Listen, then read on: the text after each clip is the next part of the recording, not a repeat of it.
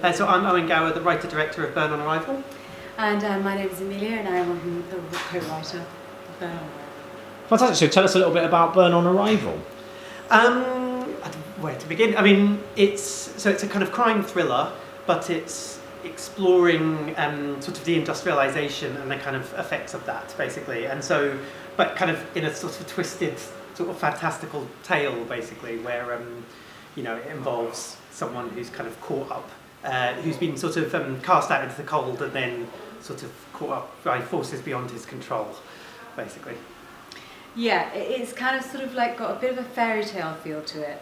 It's sort of slightly sort of fairy tale parable kind of thing, but with a sort of set in the sort of 90s Scotland, sort of a little bit of a wasteland, a little bit sort of looking at the sort of post-deindustrialization effects on the people, who live there, really. Cool. And have you guys worked together before? Yeah, we did. We actually we made a feature doc a few years ago called "Still the Enemy Within" about the miners' strike, which won at Sheffield and things. And so we actually that was the interesting thing, because with Burn on Arrival, it started, like, my mum teaches in a maximum security prison.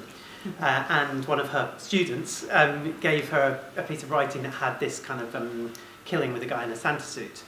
And so it kind of had started there, but we took a lot of the ideas and things that the miners and steelworkers and things had spoken to us about, and it kind of all got folded up into this kind of fantastical tale, Yeah, I mean, it kind of started, like you say, as like a sort of crime caper sort of thing, and it's got that kind of fun element to it, of that sort of like, even though it's slightly grimy, but we really wanted to give it a bit more of a social sort of edge to it, realism edge to it, and it actually did come out of the same sort of strain of when we interviewed lots of miners and people who sort of lived in those deindustrialised areas. We wanted to give an actual heart to the film and a reason to know where these characters actually came from, what their issues were, so it represented something a little bit bigger than just a little bit of... A guy in a Santa suit with a shotgun. With a shotgun, yeah. And you got some fantastic cast in the film. Tell us a bit about how you got Kate on board.